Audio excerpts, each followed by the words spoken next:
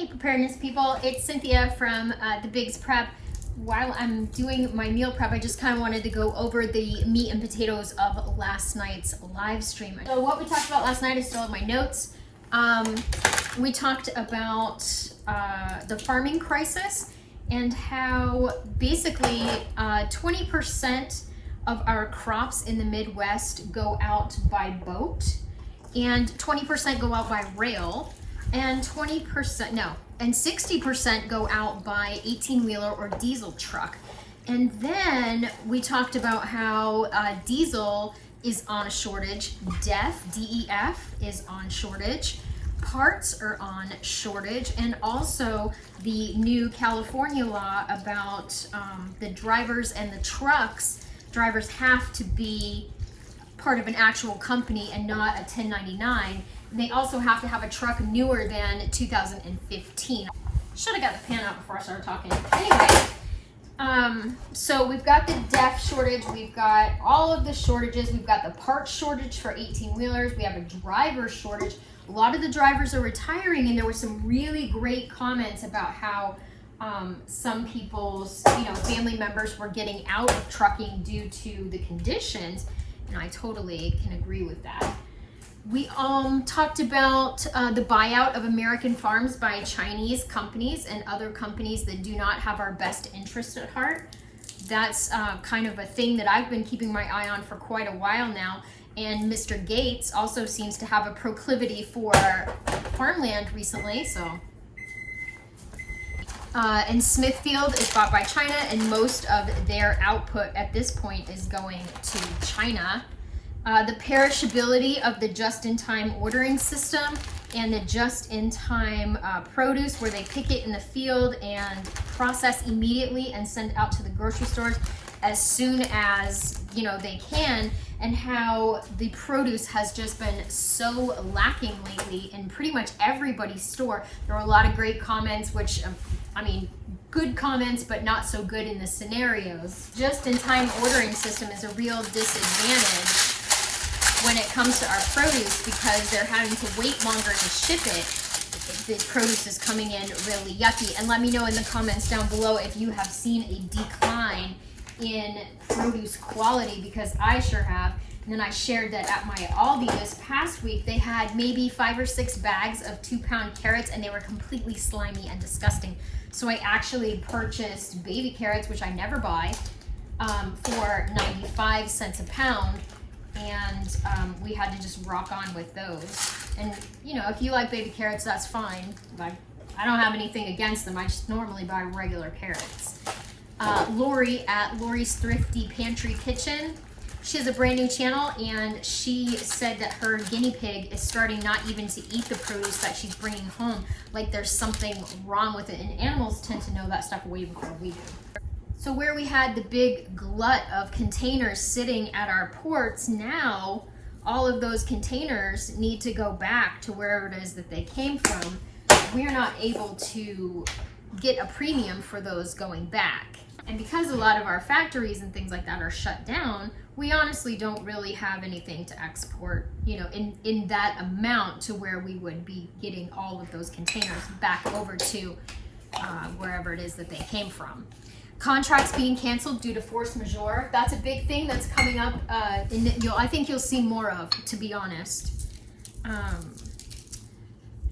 And then contracts renegotiated. We talked a little bit about how you'll see a product and you'll love it, and it's your product, and you go and you buy it every week, and then poof, it's gone. And it's gone for like 3 months, and then poof, when it comes back up, sometimes the taste is not the same, the texture is not the same, the ingredients are not the same, which for people with food allergies is a pretty serious thing.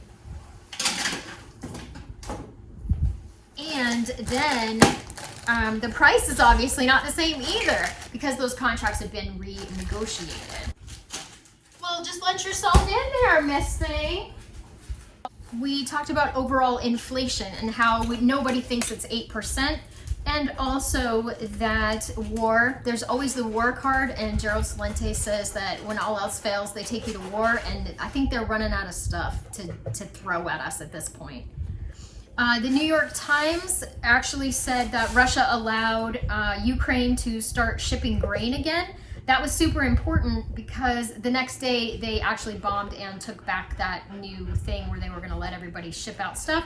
My big question was, how long will it last? Well, it only lasted one day. And who gets first dibs on that? Those new BRICS nations, they're gonna get first dibs, and the United States is gonna get last. So stock up on all of your things that get exported out of that country, like your sunflower seeds, sunflower oils, all of your wheat. I mean, we all know. The executive director of the World Food Program issued a statement that in 2023, there would be a global food crisis, and that 50 million people in 45 countries are already experiencing famine. So that's something serious to watch out for. And senators got together and warned about a global food crisis starting in 2023. Reduction in planting due to fertilizer shortages was their main deal as far as that went. And David Beasley, the former governor of South Carolina, was also in on that meeting. So when the bigwigs start talking about it, that's, you know, the mainstream is already warning. Now's the time to stock those pantries and get what you need. Because the other thing I mentioned was winter is only like 4 months away. That is a very short 16 weeks. And if you're doing 5 cans a week, which God love you, if you're able to do 5 cans a week, do it, because everything is going to explode in pricing once the winter hits. Droughts and weather. We talked briefly about droughts and weather and how the whole country basically needs rain right now. And sometimes when we get rain, we get those microbursts, or we get actually flooding because there's so much rain all at the same time instead of normal rain like we need it. That's affecting the crops. The weather is so hot, and you know, animals are dying. It's just crazy. The top 4 things according to Google that are going to be short in 2023 is groceries. They didn't specify which groceries, they just said groceries.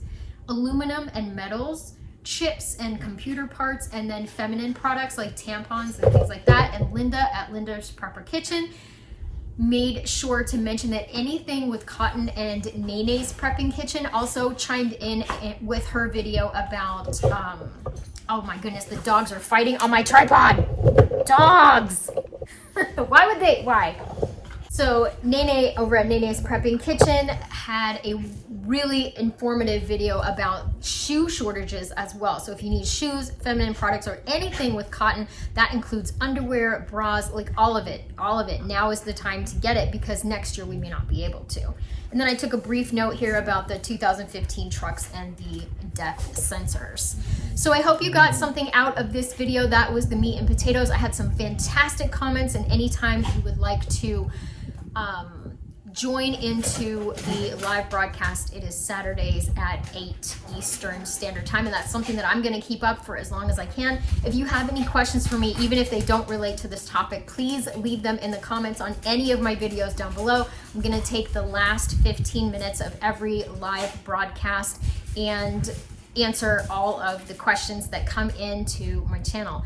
Thank you so much for watching, and I'd rather be a year early than a day late. Thanks for hanging out with me and the dogs here in the kitchen on a Sunday morning.